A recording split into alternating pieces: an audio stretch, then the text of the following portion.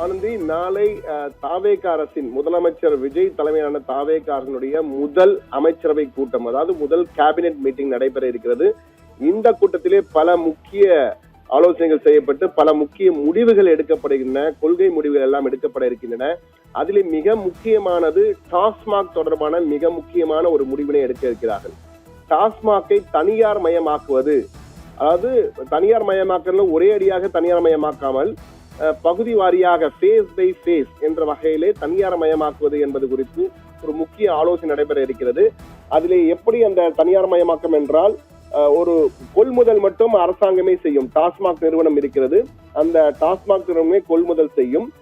ஆனால் விற்பனை, சில்லறை விற்பனை மற்றும் பார்களை நடத்துவதை மட்டும் தனியாருக்கு கொடுப்பது. அந்த தனியாருக்கு கொடுக்கும் போது ஏலத்திலே விடுவார்கள். இது ஏற்கனவே 2003க்கு முன்பு இப்படிதான் இருந்தது. 2003க்கு பிறகுதான் அரசாங்கம் எடுத்து நடத்த ஆரம்பித்தது. அதற்கு முன்பால் இது போன்ற ஏலம் விட்டு வரும். அதை ஏலம் விடும்பொழுது கூடுதல் வருவாய் கிடைப்பதற்கு வாய்ப்புண்டு. ஏலத்திலே அதிகமாக பேசி கூடுதல் வருவாய் அரசாங்கத்திற்கு கிடைக்கும். அதே போன்று பணியாளர்கள் பிரச்சனையும் அரசாங்கத்திற்கு இருக்காது.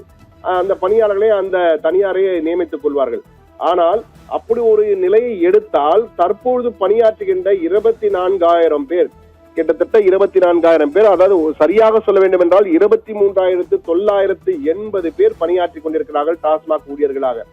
அவருடைய கதி என்ன என்பது மிகப்பெரிய கேள்விக்குறியாக மாறும்.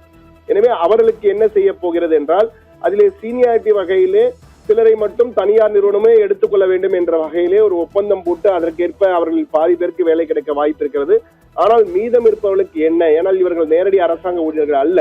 எனவே இவர்கள் மற்றவர்களின் நிலை என்ன, கதி என்ன என்பது மிகப்பெரிய கேள்விக்குறியாக மாறும். அதை எளிதாக அவர்கள் விடமாட்டார்கள். மிகப்பெரிய சங்கங்கள் வைத்திருக்கிறார்கள், ஊழியர்கள் சங்கங்கள். எனவே அவர்கள் போராடுவார்கள்.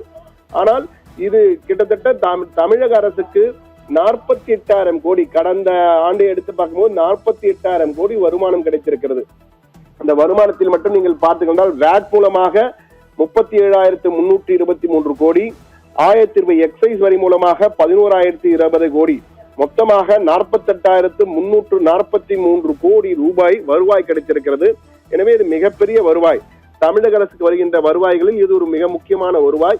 எனவே இந்த வருவாயை அவ்வளவு எளிதாக தமிழக அரசு விட்டுவிடாது. ஆனால் தனியார் மயமாக்கம் செய்வதன் மூலமாக கூடுதல் வருவாய், இதே 48,000 கோடியை விட அதிக அளவு பணம் கிடைப்பதற்கான, வருவாய் கிடைப்பதற்கான வாய்ப்புகள் இருப்பதாக சில கணிப்புகள் முதலமைச்சரிடம் கொடுக்கப்பட்டிருக்கின்றன. அதன் அடிப்படையில் தான் இதை தனியார் மயமாக்கிவிட்டு கண்ட்ரோல் செய்வது என்ற வகையிலே தமிழக அரசு முடிவெடுக்கலாம். இது தொடர்பாக முதலமைச்சர் விஜய் நாளை தன்னுடைய முதல் கேபினெட் கூட்டத்திலே, அமைச்சரவை கூட்டத்திலே ஆலோசனை செய்து முக்கிய கொள்கை முடிவு எடுப்பதற்கான வாய்ப்பு இருக்கிறது என கூறப்படுகிறது. அது மட்டும் இல்லாமல் தற்போது தமிழகத்திலே நீங்கள் பார்த்தீர்கள் என்றால் 4,150 கடைகள் இருந்தன.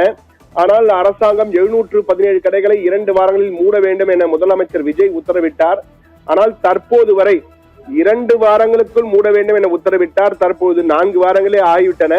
ஆனால் இதுவரை மூடப்பட்ட கடைகளின் எண்ணிக்கை என்று பார்த்தால் 512 தான். இன்னும் ஒரு 205 கடைகள் மூடப்படவில்லை. ஏற்கனவே சொன்ன 717 இன்னும் 205 கடைகள் மூடப்படவில்லை. 512 கடைகள் தான் மூடப்பட்டிருக்கின்றன. எனவே தற்போது தமிழகத்தில் 512 கடைகளை குறைத்து பார்த்தால் 3,638 கடைகள், டாஸ்மாக் கடைகள் இருக்கின்றன.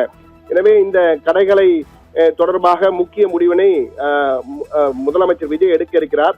எனவே டாஸ்மாக் தனியார் மயமாகிறதா என்ற மிகப்பெரிய ஒரு பிரத்யேக செய்தி நமக்கு கிடைத்திருக்கிறது.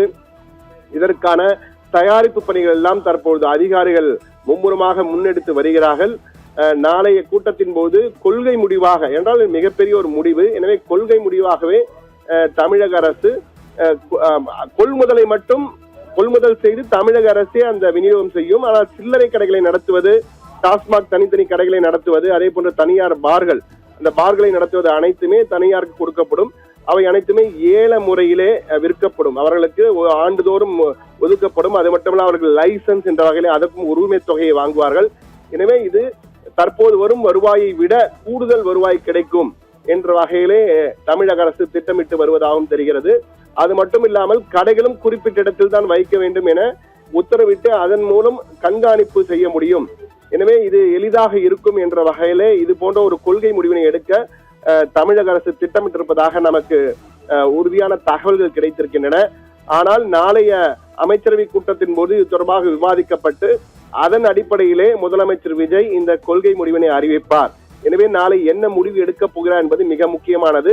அதற்கான வாய்ப்புகள் தனியார் மயமாக்குவதற்கான வாய்ப்புகள் அதிகம் இருக்கிறது. ஆனால் தனியார் மயமானால் கடைகள் எப்படி குறையும், மது விற்பனை எப்படி குறையும் என்றால் தமிழகத்திலே பெண்கள் பெரும்பாலும் எதிர்பார்ப்பது இந்த டாஸ்மாக் கடைகளை ஒட்டுமொத்தமாக ஒழிக்க வேண்டும், மூட வேண்டும் என்றுதான். ஆனால் தமிழக அரசு அந்த வழியில் செல்கிறதா அல்லது என்ன செய்ய போகிறது? எனவே முதலமைச்சர் விஜய் நாளை எடுக்க போகும் முடிவு என்பது மிக மிக முக்கியமான முடிவாக எதிர்பார்க்கப்படுகிறது.